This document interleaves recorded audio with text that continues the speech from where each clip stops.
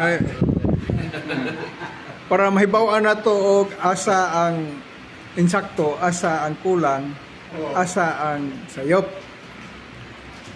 Una pangutana.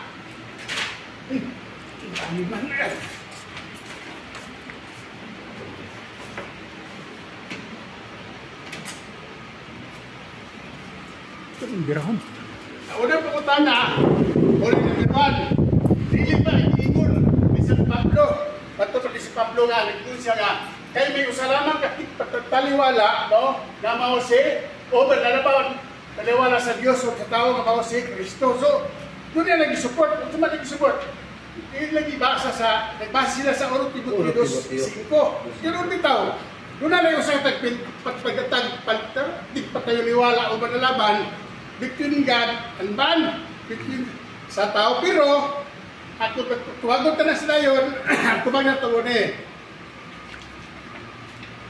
Kapalit ko sumunod palit.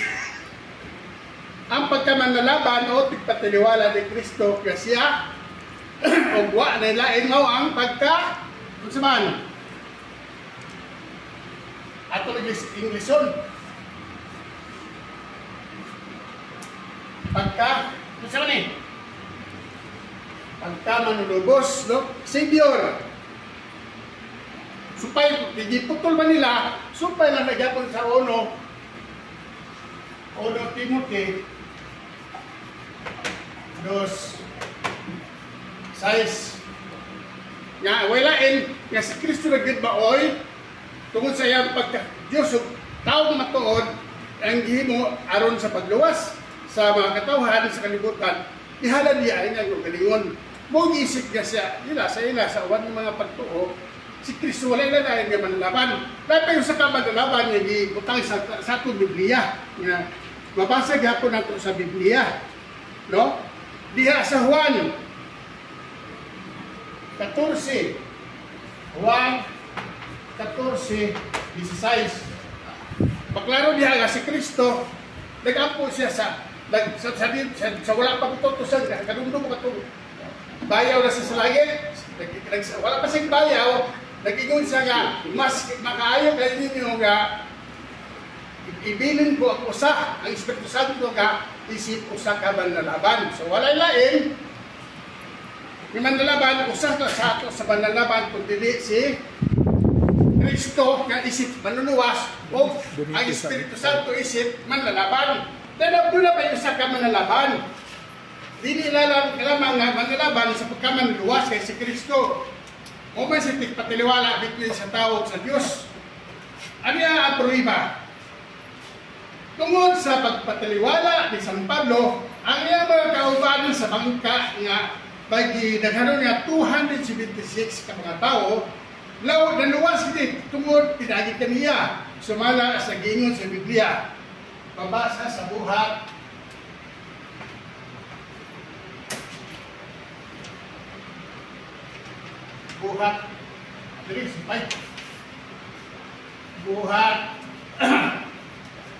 buhat sa Apostoles chapter 5 verse 16 to 18.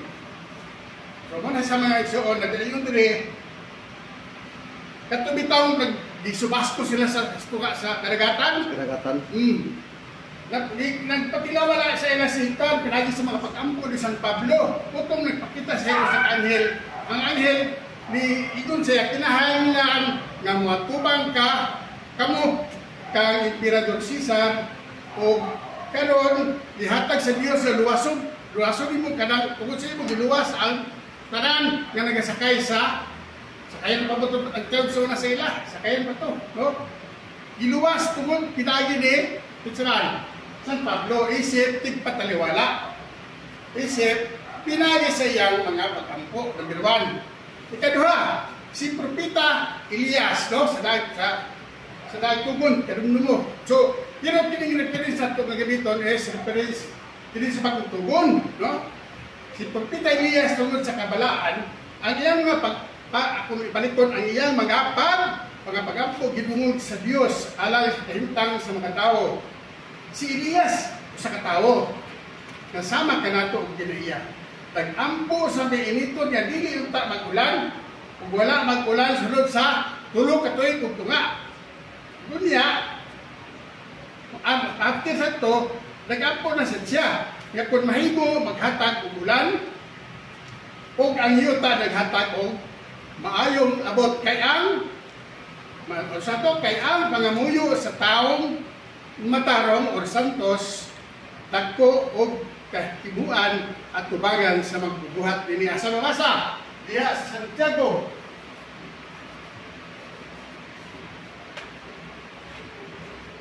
Santiago kapitulo 5 kapitulo 5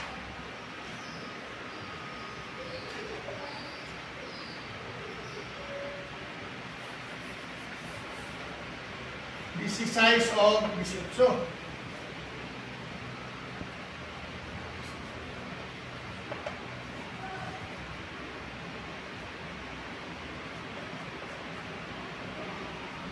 Kaduha, o napahilaing kalikulan nga mabasa nato sa Biblia nga katong para sa ilang isuga dili kinahanglan nga magpatiliwala, no? Kaya si Kristo si Kristo para sa ila, si Kristo na gyud ang tigpataliwala. So muhatag dugang nga reference kanung mo sa kinabuhi ni Job dure tulo ka mga tulo ka tawo nga makasala nga dinamidigan yan to sila direktamente sa Ginoo. Nagampo sila pero sa gitubag sila si Ginoo na nasuko ang Ginoo sila ang ilang mga paghalad kay mahalad pa ba to sila mga pagampo. Ang Ginoo halayo sa taong dautan apan mamati siya sa pag-ampo sa taong nga matarong. Proverbio 15. Proverbs, excuse me, Santiago 1 na siya, 5.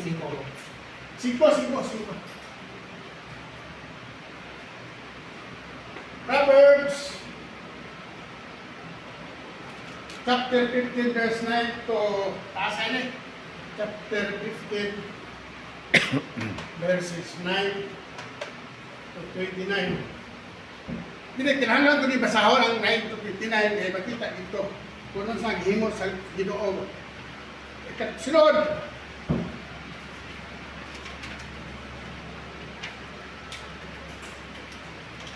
ilit ko na.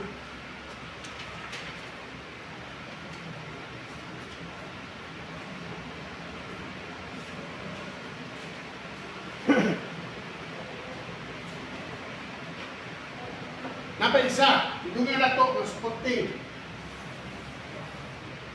No? Diri lang bro, kapit. Diri lang sa Pagkabang nga sahid ang pagsumpak mo so at tubak na dati respetas. Pagsupak pa na Bukod kami pagsupak.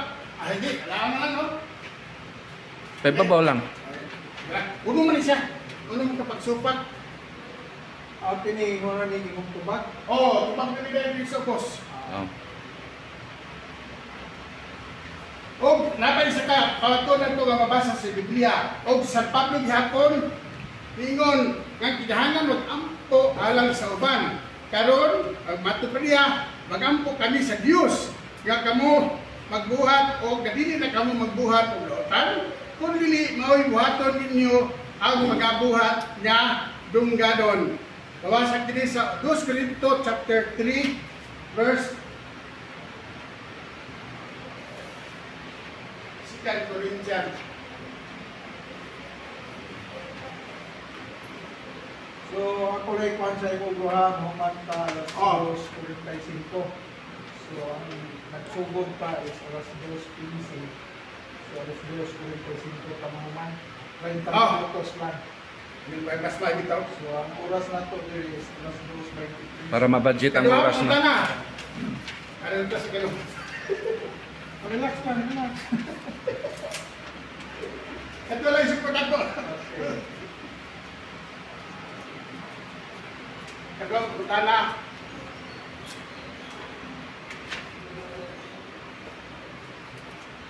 Anong muhangyo pabagyan kitang mga makasala sa padabang sa mga santos?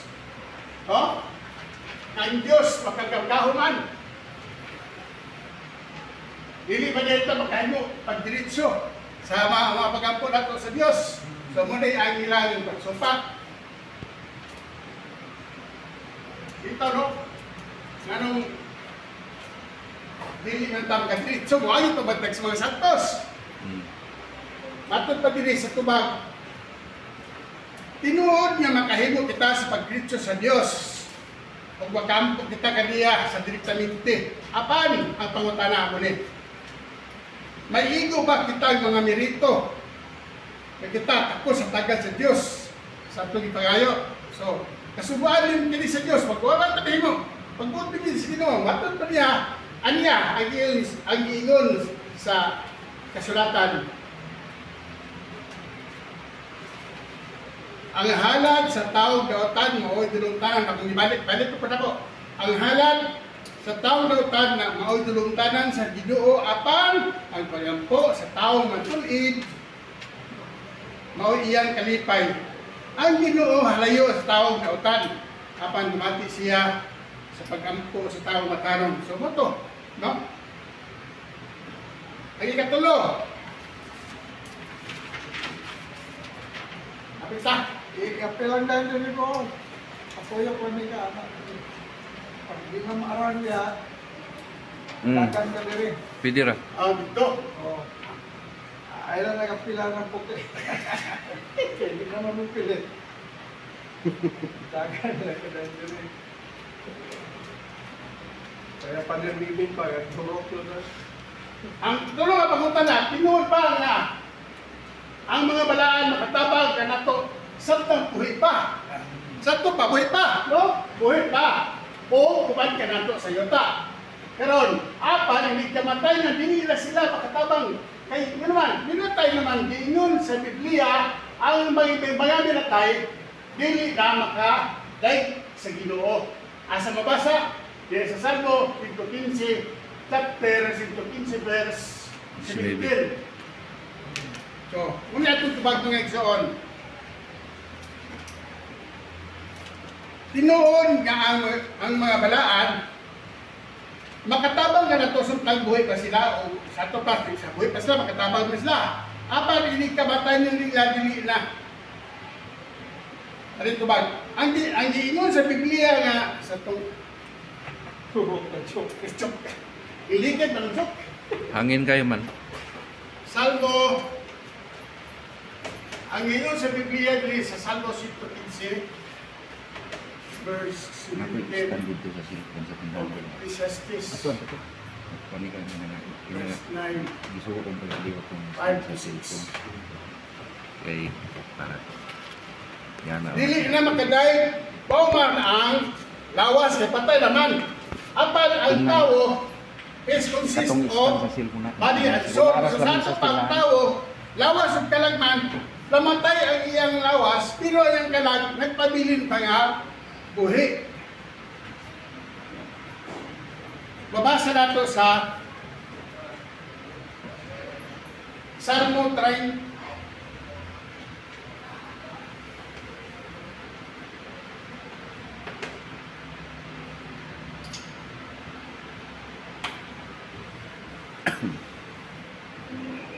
Katong home bitaw bro, wala din mo nasulat. Ani nga tungod sa Roberto ni mo.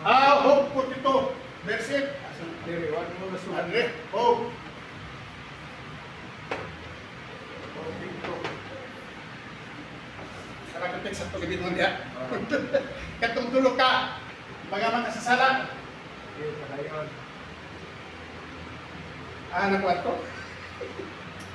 Ang printan ni Gay. Apan ang kalag. So, kay kanta tao, pupus man sa lawas o kalag, apan ang kalag sa tao nga namatay, dili kini manugta ubal sa lawas. Mabasa sa unang hari, chapter 17, verse 21, 22, 24. Unang hari. Unang hari.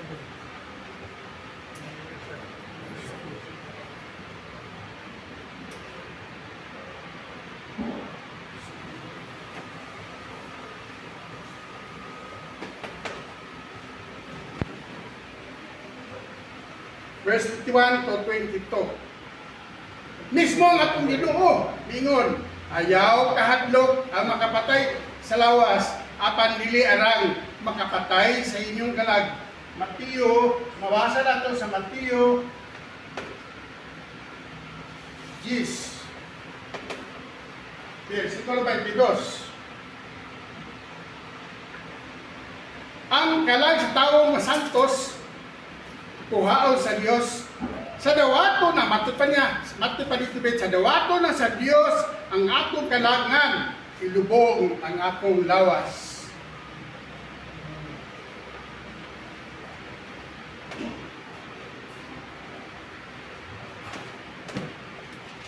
Sa ato pa, kung ang tao patay na, isiparit ang lawas, waon sa Ginoo, dawaton sa Ginoo ang kalag.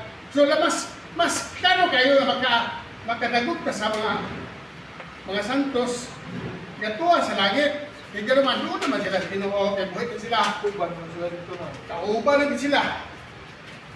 Kaya nang ilang pangutana mo ni. Diri bro. Diri, Brad. Ha? Diri. Padayon ka diri.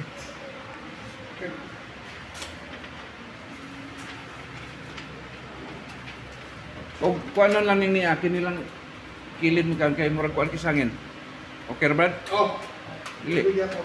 Tara dito. Katong dito, Brad. Kini nalay patuyok, Brad. Oh,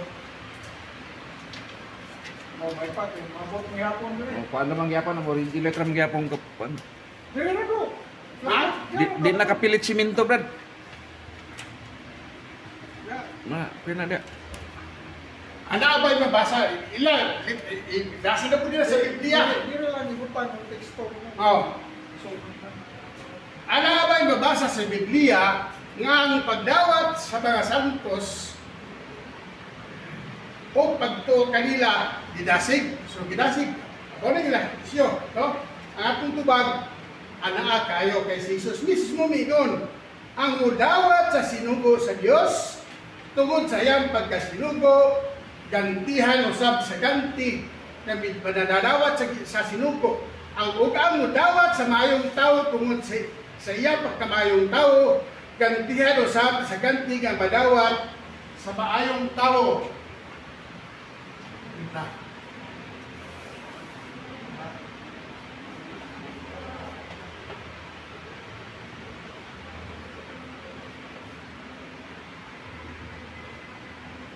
Mateo 10:41.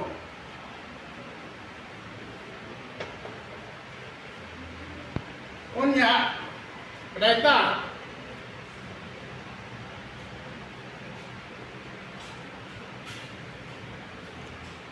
Pangita kamo gabian alang sa inyong kaugalingon. Matod pa niya, ginasig niya. Nini kamo ilang dawaton ngadto sa puloy-anan nga walay katapusan. Lucas 16:9.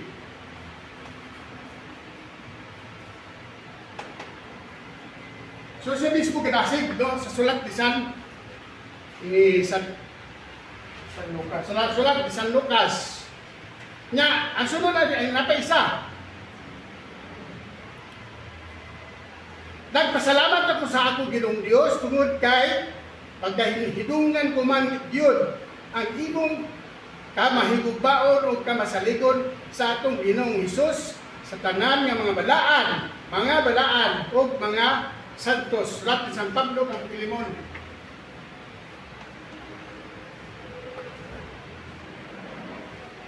Uno.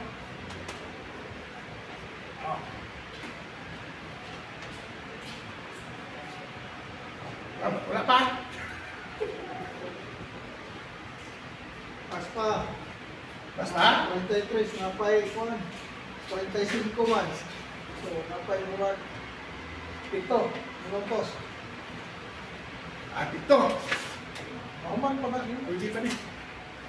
Wala lang. Ya, ubos.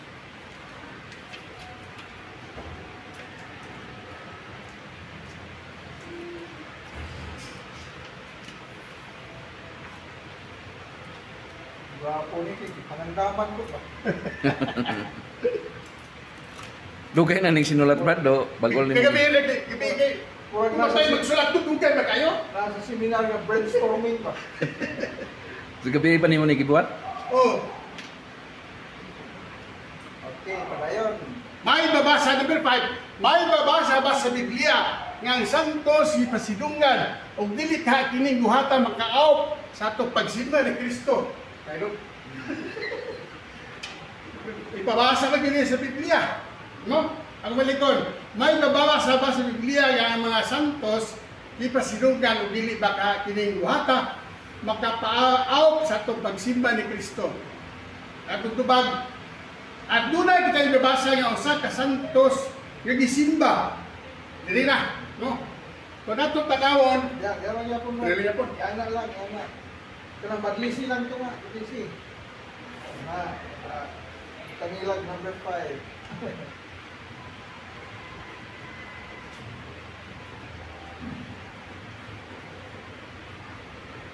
Sa ato pagtulad ang pagsimba or worship, duha klase. Number 1 is adoration.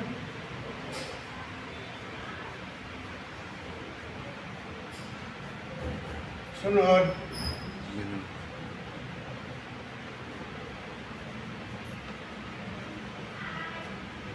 so kung ato tanawon, duha ka klase pagsimba sa atong sa isaysay diri sa atong pagtulunan sa Katoliko, no? Kung sa klase guys, pagsimba is adoration, kani klase sa pagsimba, iya kini sa Ginoo. Kaning federation mo kini ang sa mga tao nga santos o galaan nga di mo isip pagrespeto o pagduplo kanila. So gumasa sa Biblia, ngunit tubag. Butanganan. Ano ang nagsulat?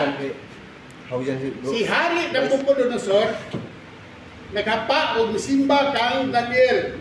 Si Daniel sa kapupita sa Dios.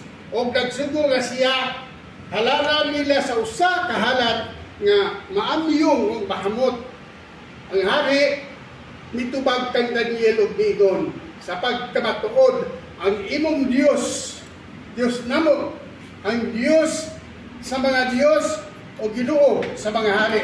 Sa ito pa, nagsimba si Daniel, pero nakailasa siya sa Diyos nga matod. So ayaw pagsimba kang Daniel isip ko saraka, veneration, dili adoration. Mutong, okay ang hihimo, wala sa ibadlog, no? Apag nili sa sulat ni San Juan, sa din, naghapa siya, ibadlog siya. Ibadlog siya sa anghel, kaya nga naman, nakakita na doon sa silak-silak ng anghel. Kaya huwag niya, siguro, nga gato nga kaintang ayang isip niya, ang anghel, ang Diyos na. Kung ibadlog isa sa Diyos. Pero ang pagsimba o pagrespeto sa mga santo, sa mga malaming mga tao, wala gidiri sa Diyos. Sa katulad ni San Juan, ibadlog sa anghel, kaya nakita sa anghel niya, ay nagihimo usana ka pagsimba sa pagsimba o sa ka-adoration. Ihimo niya nga nagsimba na siya, nag-iisip niya nga Diyos. Doon ay bitaw sa kawantan nakapangutanan nainangutanan sa ako, sa yun pa ko, sa katanong pa ko, sige big palap sa mayot, isa nga, Brad, kaya to siya, yung amahan na to, ang maglang, natanig ko ba to, o dili. Nangutanan sa ako, diya nga, may tendency, may ang mga santos, Brad, ang mga Katoliko, Brad, kanang nagyupo man sa, nanhay mo na silang idolatry. Nago, Brad, pwede niya may tendency kang Katoliko, mahimo siya nga nagsimba sa idolatry, mahimo siya ma-charge sa idolatry. Pero naman, kaya wala man sa kabalo nga ang Diyos na matuot kung ang adorasyon na pagsimba sa Ginoo lang o pagpasigog sa mga tao ng balaan. So, kung iisip niya, kana nga tao, kana nga may ribulto Diyos na, niya na siya nakasala. Tapos ginan, nagtulog, nagilumilaw siya. Pero karon, dapat to ang nasiripto na suna. Buto ang tubag siya. Nahinom siya, wala na sila yung nagutana. Kaya ang ihimo ni may tinisip niya, ang mga Katoliko, mahimo nga, nagsimba sila isip adoration. O itong ibadlong si San Juan. Sa anghel. Sa anghel. Kaya sa pinanayag, may pidos.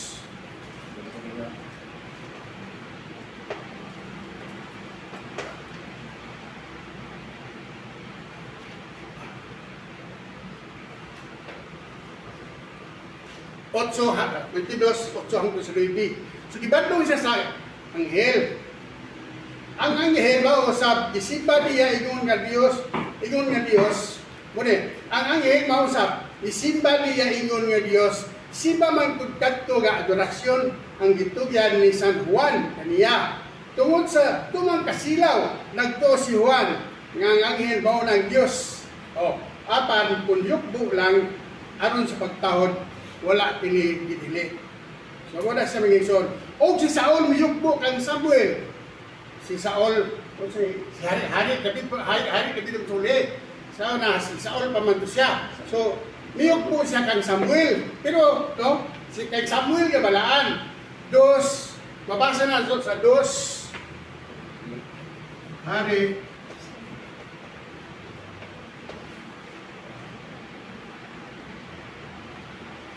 chapter 2, verse 15. O si Saul nga nakaila, natanto mo si Samuel, uyang giyukbo ang iyang naong, ngadto sa yuta o bihatag sa katahuran. O ka na. 5 minutes more. Wala na, kay i-shoot ka ko na lang kayo. Ay, dulat rin naman eh. Kato. Okay na. Ako kayo maray na. Paano tayo? So manal, Brad. O man, na. Ay, dulat rin naman to. Panda yun. Ang imoy lugar ng pagkuman, pagutan na. Gawat lang ko, duha ka pagutan na. Mudawat lang kong pagkuntana, pero tani, di ko ka tumagoy kay bago pa. Lagi. Sample lang bro, sample. Sample bro. Itagan ko lang pagkuntana mo. Mutana lang ko. Mutana lang mo. Kahit sa ako topic ha. Ayaw lang si Bagay. Nga ako nihatag ka topic. Pagkuntana mo be. Sige bro. Yun yun yung Sioming lang, sioming. kaya pagpasidungog man mo sa mga santos bro. Kita bang tanan masantos? Wag ko na ka pagkuntana, Brad. Akong tubag sa mo, mahimo sa pili, mahimo po ba santos. Dipindi ka na sa tawag, kita ka ang tawag, freedom sa Ginoo, freedom to choice. Ay kita ka ang dako, respeto sa Ginoo, ang atong libre nga pagkuton. Kung andan das pagantos o paghimo sa Ginoo, sigurado, o man nag-dasi si Diyos mahan nga, ako balaan, gusto sa dako nga kamo, mamahay mo usap ni balaan. Bora na sa Brad, okay?